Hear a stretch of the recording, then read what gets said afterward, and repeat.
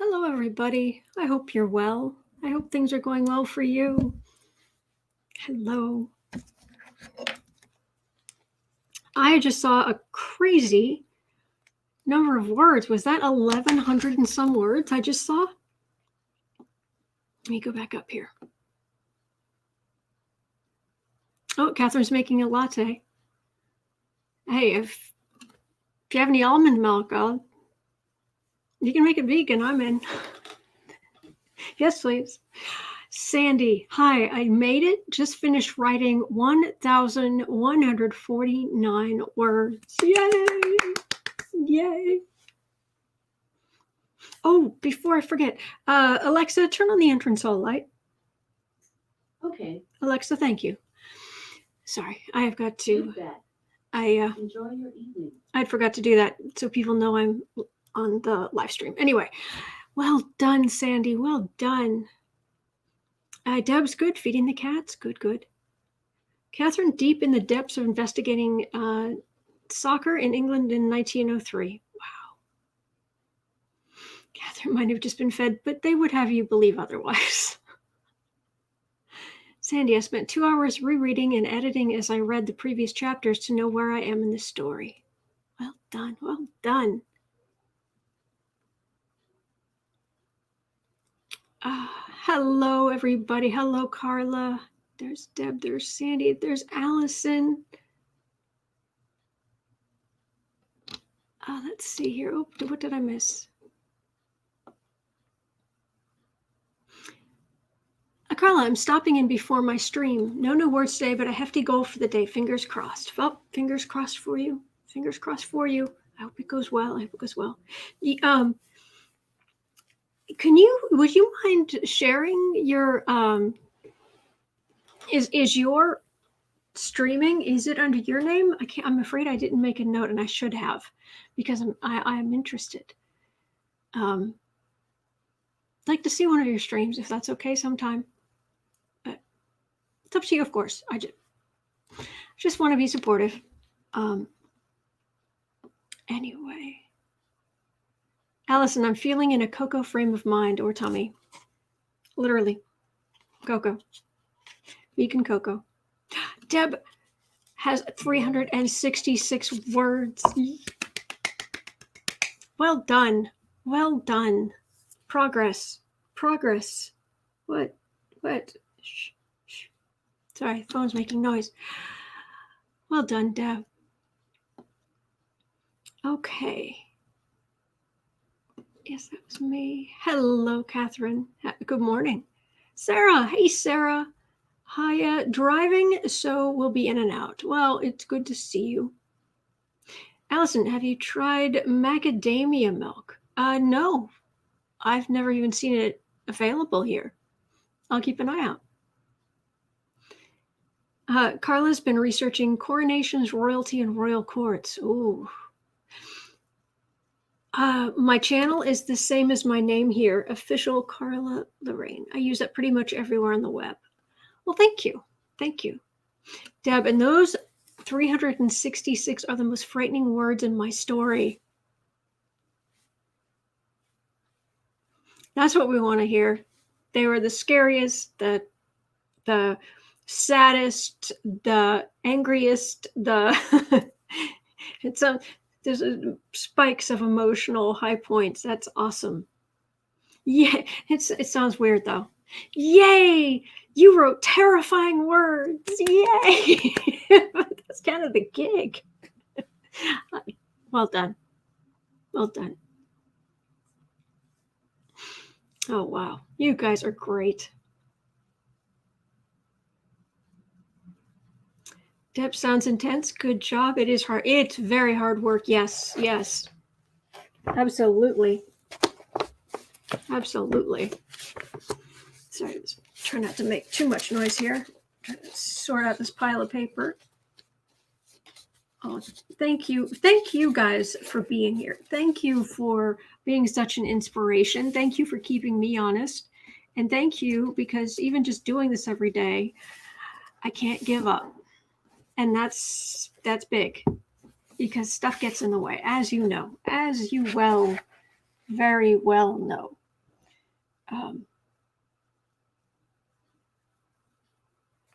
That'll be interesting. Okay, I have something today where I have something to share with you guys today, but I do not want to just dive into this. If anybody wants to talk a bit more or share anything, or because I just want to help. It's like, Allison, congratulations, Deb, on making it through the scary. Yes. Allison, I have 440 words. Well done, Allison. Progress. Yay. Progress. That is good to hear. Look at you guys. I'm going to be writing this evening. So, and see, now I have to try to keep up with you guys. Catherine, Sebastian, I actually got a day's teaching yesterday with perhaps 5-year-olds. Good. Oh, that is good. That is good. Yay for career. Yay for income. Especially with the economy the way it is. So that's good. I'm glad to hear it.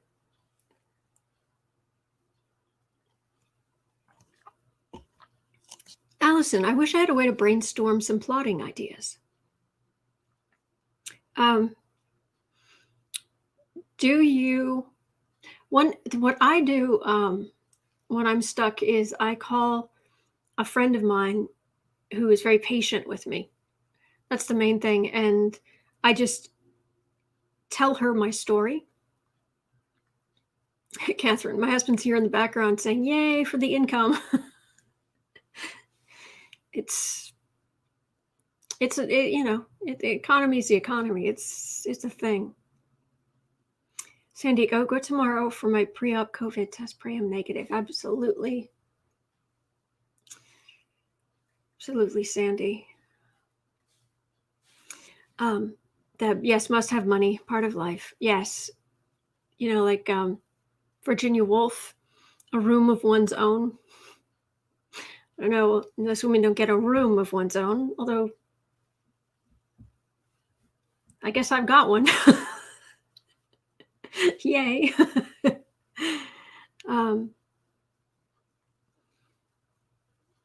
But brainstorm plotting ideas. I call a friend of mine and I basically tell her my story.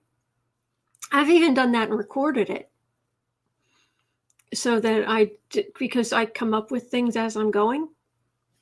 If you are looking for options, like anything's possible, there are generators, fiction generators online, which, for sci-fi or romance or whatever, and it'll just give you like suggestions, or there are apps that give you writing prompts.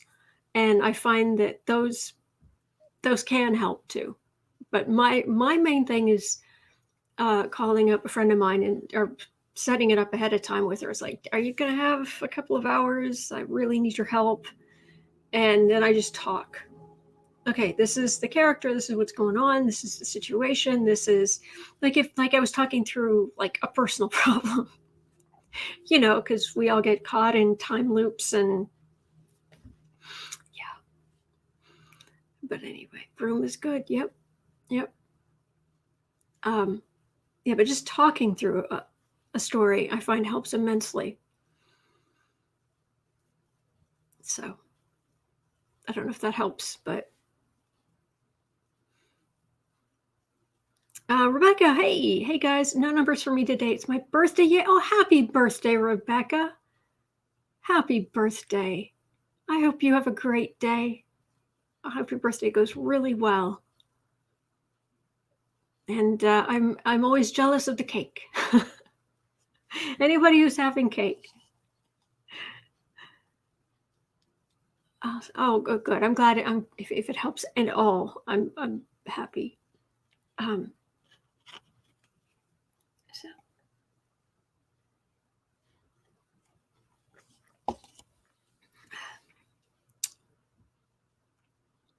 Happy to Zoom with you after the live stream if you want me to listen. Oh,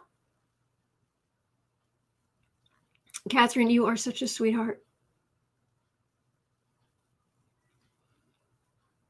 Yeah, I'm surprised. The person who listens to me, I'm surprised she does. It's just, oh, but that's very sweet.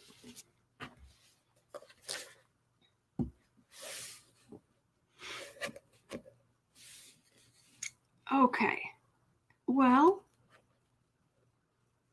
since it's kind of quiet and it's 12 past, shall I go on with today's what we're covering today?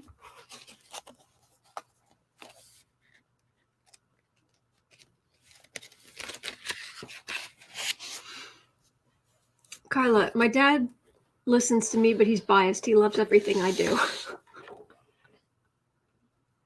Oh, that's wonderful. Or so he says. Alice and Catherine getting together so she can talk through her story. Oh, you guys are so sweet. You are such good people. You are such good people.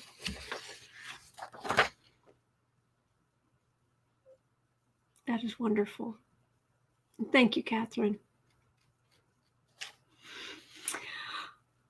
Okay, so pop quiz.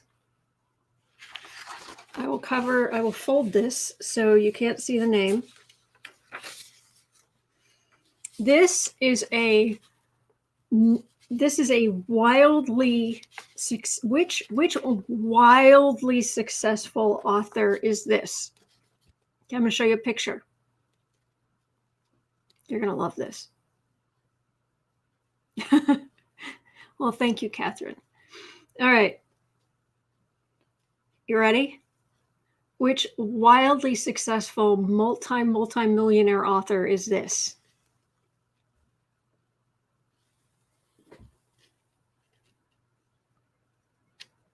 Chest hair and everything. That's a mustache. Look at that.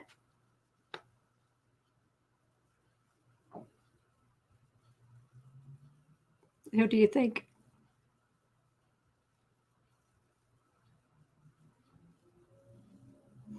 Any guesses? It's not Stephen King.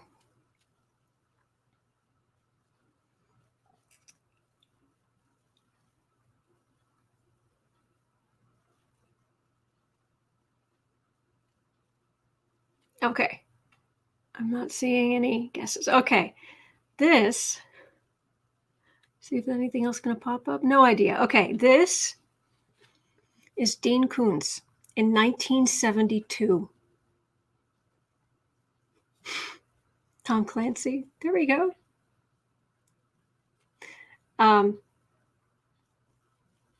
Yeah, that's a look.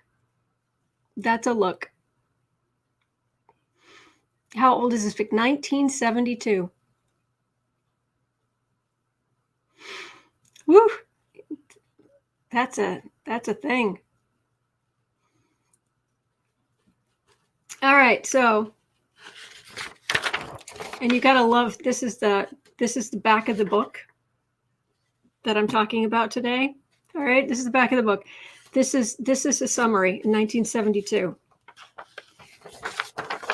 Dean R. Koontz, because how many Dean Koontzes are there really? Why does he even use his middle initial? Since 1967, Dean Koontz has sold over 24 popular novels, including Beast Child, which was nominated for a Hugo Award in 1970. And some others are listed. During his senior year of college, he won the Atlantic Monthly's Award for Creative Writing in a national competition. I think there's an A missing. So the publisher had a typo on the back. Mr. Koontz was born in 1945 in Everett, Pennsylvania, and grew up in nearby Bedford. Before becoming a full-time freelance writer, he worked as a supermarket checkout clerk, a drummer in a rock band, a forest ranger, a tutor for underprivileged children with the Appalachian Poverty Program, and as a suburban school English teacher, among other things. He is married to Gothic novelist Gerda Ann Sarah. They collect books, rock and classical music, and are enthusiastic filmgoers. Enthusiastic filmgoers. These days, if you were going to write about Dean Koontz, it would be basically he was a teacher way back when, and he has sold 8 bazillion books. All right. Back in, I have a photocopy of this book. It was secondhand when I got hold of something I could photocopy. So this is a copy of a secondhand book.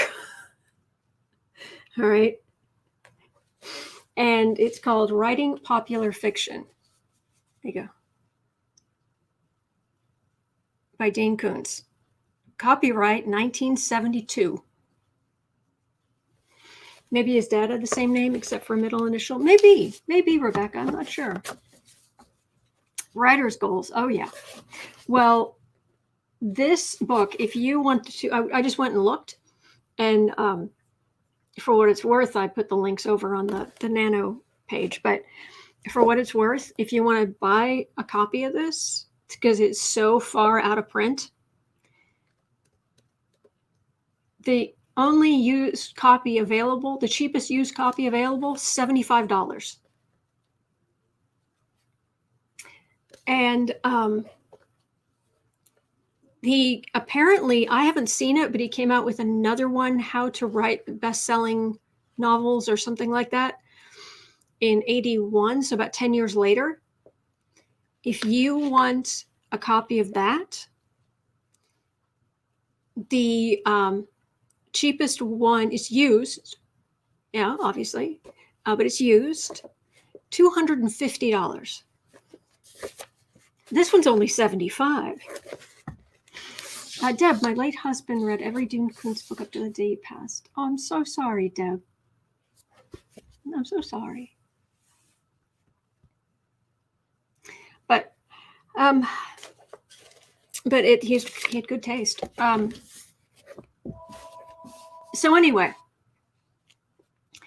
this is fascinating. This book is fascinating. Sorry about the phone. So anyway, let me tell you about this book.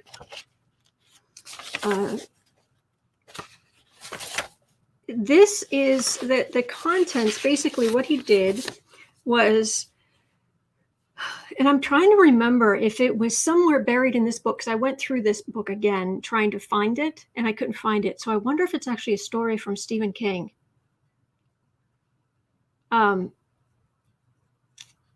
There's either way, these guys cut their teeth back on paperback, the category genre paperbacks that were so common and were sold everywhere, that have the spinning racks of all the different paperbacks and everywhere. And this was also this is 1972, so this is also the heyday of Gothics.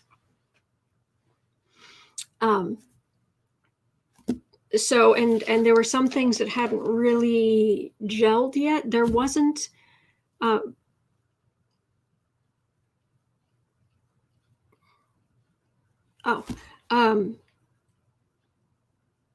I'm glad you're okay, Deb. I'm glad you're okay. Carla, your mom was a librarian. That's wonderful. That's wonderful. Doing God's work there. But anyway, this was a thing, and if you treated it just like I talked about the pulp writers back in the 30s, by the 60s, 70s, to some extent 80s, If you wrote category genre fiction, there was a market. There was a market. You could make a living, but you had to treat it, you had to act very professionally. You had to, do the work in a very professional way and really churn out material. Well, Stephen King was an English teacher, so was Dean Koontz. They have that in common. Back when this was written, because he talks about he's talking about different genres, suspense, mysteries, Gothic romance, westerns, erotica, things like that. There was no horror genre. I mean, obviously there were horror books. There have been horror books all the way back, but it wasn't its own thing in 72. So it came under dark fantasy. So he talks about that in here too. And this is one of the most straightforward books on writing that I've ever read. And so I was going to share just bits. But it's very straightforward in the sense of there's not a lot of pie in the sky. There's not a lot of, it springs up from the depths. No, there's not a lot of that. Once a writer has mastered a genre, he should be able to turn his hand to another category with at least some success. Period. Moving on. It goes through genre stories require 5 elements, which don't always appear in mainstream work, and he lists them out. And it has to do a lot with action. Science fiction was a big thing. A lot of these guys wrote science fiction. I guess it interested them. So there's a big section on that. But I'm going to see if I can, actually I know I'm going to get down to a certain part. I was just having a quick look. Alien contact, stories, time travel, new discoveries, altered pasts, alternate worlds. And about how tight all the writing had to be. Every category novel must hook the reader's attention in the first paragraph, and if possible, in the very first sentence. It must provoke in him an immediate need to know the situation, stated in the first paragraph, how it will be resolved. So, and he goes genre by genre. All right, having a quick flip to get down to what I wanted to share with you. Dark fantasy. And his description of dark fantasy is horror. You've got the horror element juxtaposed against a very day-to-day, normal, average kind of life. That's so. Hang on just a second here. There's a suspense, and he separates out suspense from mystery. Series novels, in which the same characters and backgrounds are used through several books, are important monetarily and creatively, because the series character allows you to build a regular and faithful audience that would be harder to come by if every story you wrote were unrelated to the last. Category readers pay for escape.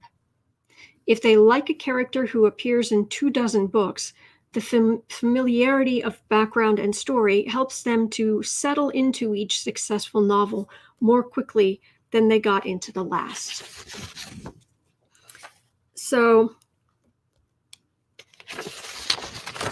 all right. Spy stories, detective stories, crime stories, war stories. I mean, this guy is on it, and he wrote all kinds of stuff. This is not some kind of hello, Alita. This is not some kind of Oh, well, I've heard. It's the chase scene, the race against time, anticipation of a violent event. I mean, it's just. Let me get down to the.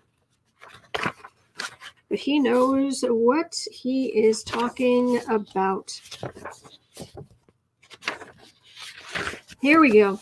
Ready? It is in the chapter, which is actually one of the things I was interested in because I have a collection of Gothic novels from the Gothic. How much of it's relevant today? To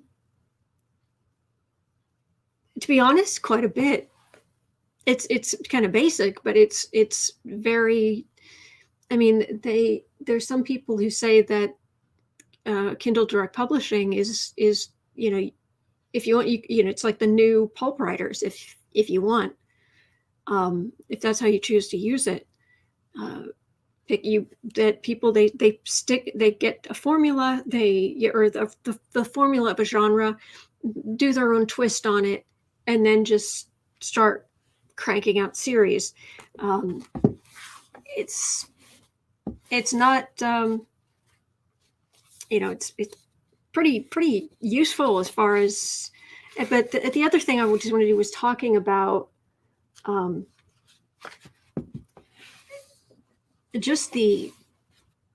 he talks in here later on about professionalism and about everything from keeping your writing area clean and professional, the way a doctor would, the way a lawyer, some kind of professional would. Lawyers have a lot of paper, but keeping your area clean, keeping this and treating it very professionally. Readers' expectations do change over time, Carla, but not as much as you might think. I mean, a romance is still a romance, and by now, there's just a wider variety of subgenres you can write in. You can do clean, you can do Christian, you could do clean but not Christian, you could do paranormal, you can do kind of something 50 Shades-ish. You just have more places, but it's still the same rough kinds of stories. It's just the modern versions set in the present day, different stuff. Usually less obvious sexism. Hopefully less obvious sexism, less obvious racism. But so anyway, in the section on the Gothic Romance, which is what I was really interested in because I have a collection. I've got a box up there. It's just Gothic paperbacks from the 60s and 70s. But basically what it's saying here is, of course, for a lot of men, they looked down at Gothic novels. Fair enough. Where it said in the back that his wife wrote, when I lived in Wisconsin, I had access to something online called the Open Library, and one of her paperback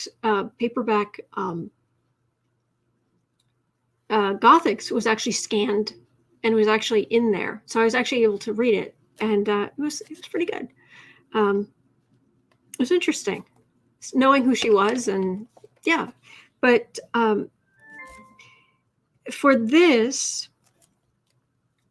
All right, so this is what I wanted to read to you right here. It's really this page. In my third year as a freelance writer, this is Dean Koontz, the science fiction market temporarily dried up due to editorial overstocking at several publishing houses, with the largest monthly science fiction lists. Since I was selling far more science fiction than anything else, I was caught in the pinch. I was learning the suspense form, but had not yet had great success with it, and now I was several years away from writing the big, serious novels I'm now concentrating on. You write longer novels? Really? Really? Have I heard of you? Dean Koontz? I needed new markets fast. The previous year, I dabbled in erotic novels as a sideline, but I did not feel like returning to that category, and besides, it was not flourishing as it once had. What to do? For a year, an editor friend of mine had been urging me to try a Gothic novel, since the form is perennially one of the most popular in the paperback field. I declined, principally because I didn't think I could write believably from a woman's viewpoint, but also because I simply did not like Gothic novels. I felt they were so formalized as to be mirror images of one another, and I didn't see how I could write in a field for which I had no respect. When the science fiction market remained tight, however, I finally tried my hand at a Gothic. Okay? Now, I will say for the record, because I have a huge collection of Gothic novels, that all have the woman on the cover who's running from the big house and in the really cool dress, nightgown, whatever, in the dark. I've got a whole bunch of them, and I've read a whole bunch of them. They are not as cookie cutter as you think, because it was like there were so many books being published, so many people were regularly reading novels, that they became kind of an umbrella for a whole bunch of women's novels to be published, to the point of you would have a whole other historical romance or historical story, and they would literally just bookend it with the woman came to the creepy house and found the diary of her ancestor, sits down, reads the story, and then the ending is like she heard a noise and ran out and that's kind of it. And it's like, I see what you did there. I see what you did. So anyway, but I see what he's saying as well. Okay. So Dean Koontz decided to write a Gothic novel. I finally tried my hand at a Gothic. I'm going to guess this was somewhere around 60,000 words. Category length is 60,000.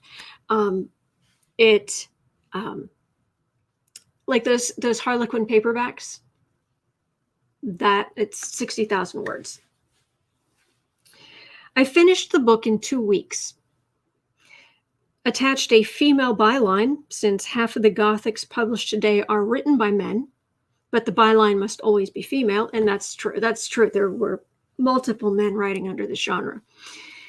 And I mailed it off. The editor read it, made a few suggestions, and bought it. Okay, now when he's talking about being bought it, an editor bought it at the publishing house. Sorry. Trouble with my shoulder here for a second. What he's talking about is the publishing houses, when they would make a contract with you, they would give you an advance. It's an advance on your royalties for later.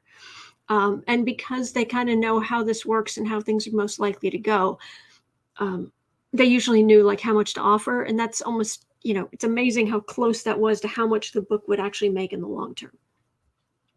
So when they say bought it for this amount of money, it could be a right for hire, but most of the time it was just an advance. So that's what he means. Okay.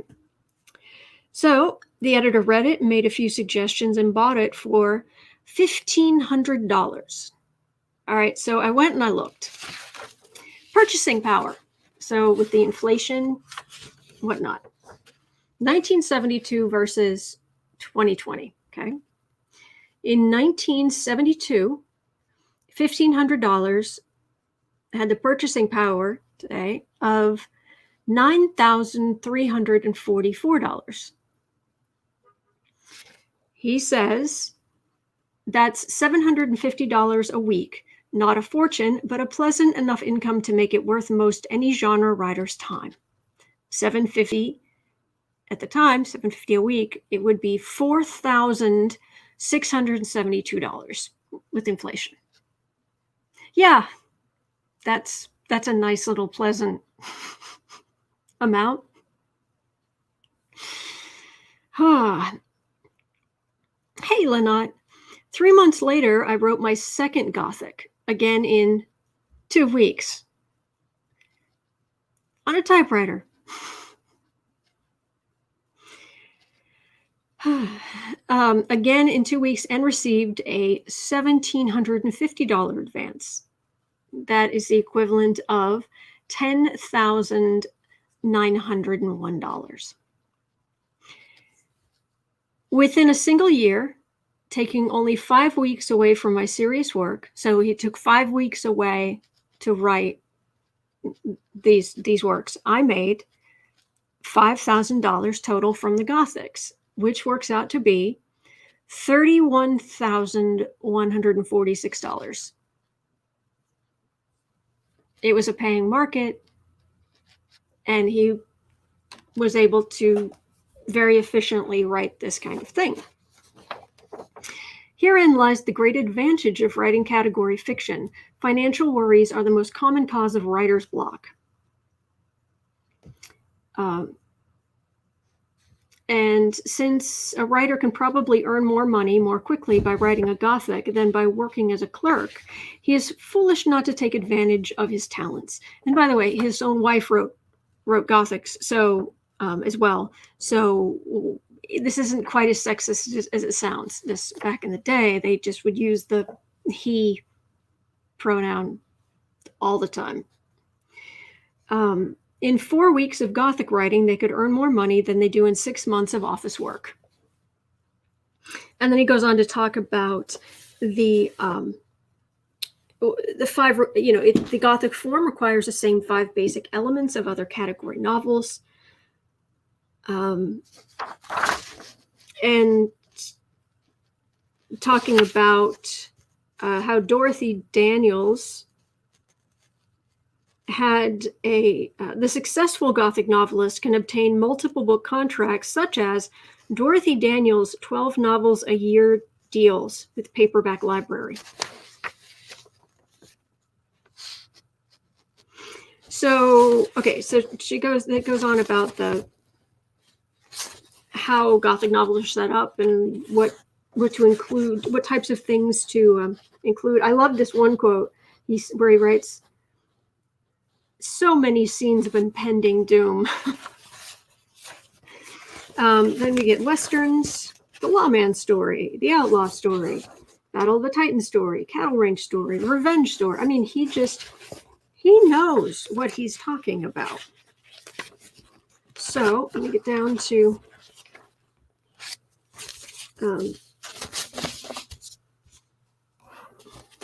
sorry, I'm trying to get down to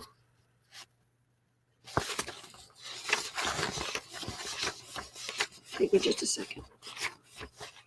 Oh, I guess I should have marked it. Sorry about that. Okay, here he's saying, when I sit down to begin a new novel, I type directly onto heavy bond paper. I think for most people younger than us would have to explain what that is. I type directly onto heavy bond paper with carbon paper and second sheet attached. If a paragraph is not going well, I rip that set of papers out of the typewriter and begin the page again. But I never go on until the page is finalized and cleanly typed in finished copy. I waste a lot of paper, but I save a lot of time. And he's talking about, and basically, if you're writing, if it's pulp writing in the 30s, or it's the equivalent in the 60s and 70s, or the equivalent today, you need to be able to write clean first drafts. You can't like rewrite things 4 times. You don't have time. Heavy bond is more expensive, Deb, yes? Yeah, carbons, yeah. One familiar piece of advice given to new writers is put it aside for a couple of days or weeks and reread it when you've cooled off. At all costs, ignore this advice. More often, you are only giving yourself time to start doubting the story.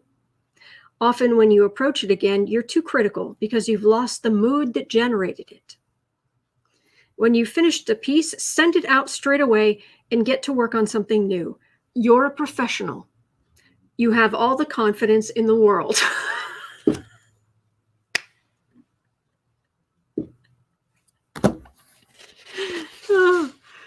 Oh, man. The most successful writer is the one who can sit down at his typewriter every working day and produce a certain number of words or finished pages, regardless of what he might prefer to do instead. If you can write 10 pages a day, 5 days a week, you can complete 10 solid novels in a year. I should sit down and do the math on that because it averaged about the type of writing he's talking about with the 1-inch margins and the double spacing. It averaged about 250 words a page. I'll do the math sometime. However, many writers find that each day in this sort of schedule can begin with a small writer's block, a 2 or 3 hour thing, before the mind is nimble enough to create. There is a cure. When you sit down to start each day, begin by retyping the last page or two that you finished the day before. Not rewriting mind, just retyping. This little trick will put you back into the mood you were in when you were working steadily the day before. And if you think about it, yeah, because you're not retyping 1,000 pages. It's not, modern stuff where you can get little tiny type and lots of bunch. If you retype a page these days, it's going to be a lot harder. He's talking about a 250 word thing, which is just a couple of paragraphs, really, or a few paragraphs. Carla, 2,500 words a day. Yeah. A writer is a professional, and he needs a sense of order that is so evident in other professions like medicine, law, and education. So, then at time about rejection slips. I garnered 75 rejection slips before my first sale, a number I believe to be about average. I got 100. I didn't technically even make my first sale, but I trying agents back in the early 90s. I got 100 rejection slips. Yay me. John Creasy, who has sold in excess of 500 novels, collected more than 500 rejection slips before his first sale. There is no magic limit beyond which you sell all you write. Nearly every category writer continues to receive occasional rejection slips, even after he has become critically and financially successful. You must be unaffected by mounting rejections. You must continue to write in the face of them. Pseudonyms. Even if you are prolific enough to produce and sell 8 or 10 novels a year, your income may hold steadily at around $20,000 a year, which is comfortable, but by no means enough to classify you as the nouveau riche. Well, this is where, if that was 30, 120, I don't think the inflation numbers they give are entirely accurate. I think 20 ballpark, it's probably, I don't know, 80,000 for a family or something like that. But you can achieve an income of 50,000 a year and up with half a dozen novels per annual, depending on if you go where the money is best and the audience is largest, and you can break through. So let me see if there's anything else here. A writer must cultivate. The most important thing a writer must cultivate is discipline. I mean, this is not from the depths. Dean Koontz's work can be just amazingly fantastic stuff, but when it comes to the actual writing, this is brass tacks. A writer must cultivate discipline. He must learn to sit at the typewriter a certain number of hours every day, and he must teach himself to complete a minimum number of pages in each sitting. I used to work 10 to 12 hours a day, 7 days a week, with an occasional day off for some folly or other. Now I work 8 hours a day, 5 or 6 days a week, which is the best schedule for a professional writer. Writing is your job. It puts bread on your table. Your fringe benefits are numerous, but you must earn them through hard work. If your goal is 8 pages of finished manuscript a day, well, 8 pages to 50 is going to be 400 words. No. Yeah. Well, if it's 250.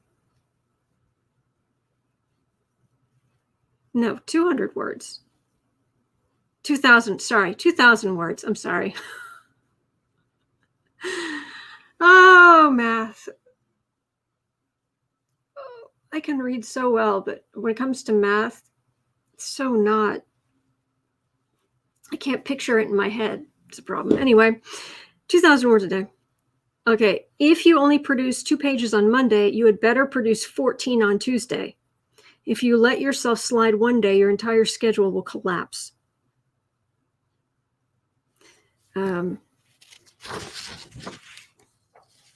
Oh, here we go. So how has this changed?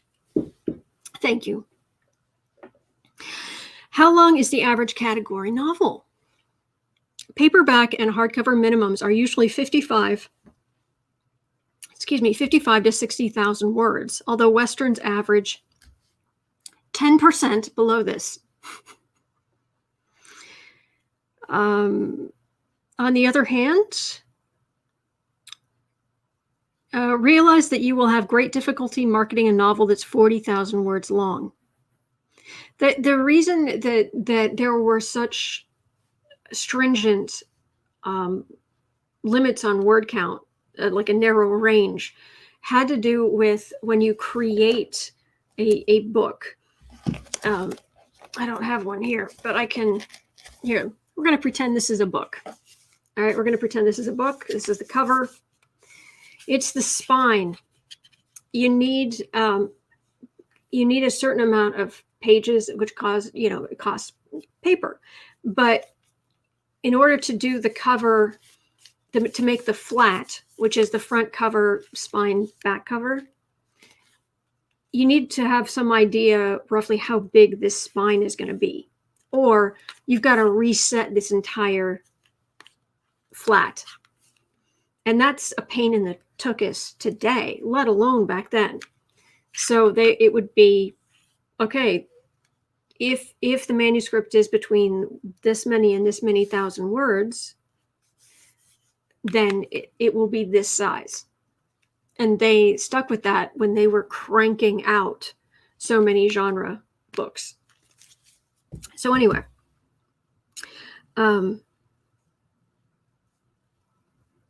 some Gothic publishers prefer a minimum of 75,000 word Gothics.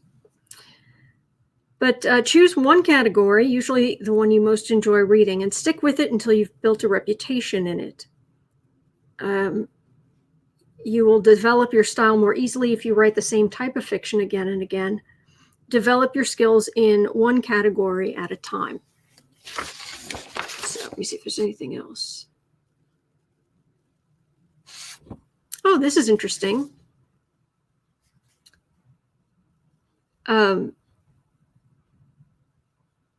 Some publishers now require 2 copies of an author's manuscript when they purchase it. Occasionally, the original copy will be lost or destroyed. I remember sending my novel off, my first novel off back in like 92 or something. And you put it in this great big box that was specifically built to hold practically a ream of paper. And you could send that through the mail, a big heavy thing. So you get 2 of those. One of them is going to have to be manually typed, or I guess the carbon copies, I don't know. Occasionally the original copy will be lost or destroyed, and the writer must supply his publisher or his agent with a good carbon to take its place. You should therefore keep 2 carbon copies, one of them as readable and unmarked as the original bond paper script.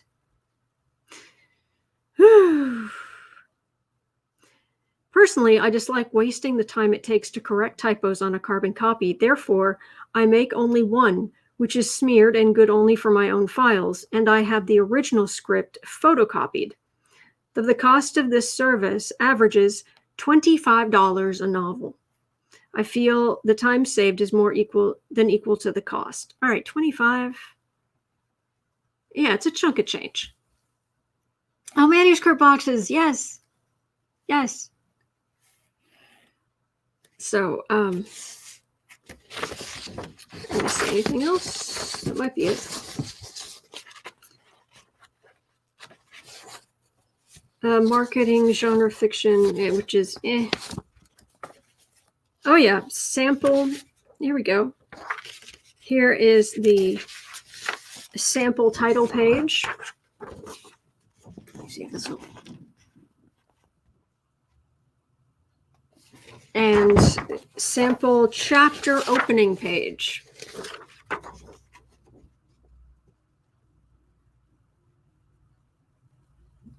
There are actually more words on this page than I thought there would be. But you can tell from the font. You can tell it's from a typewriter.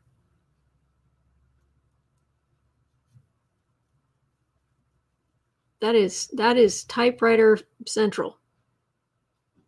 So.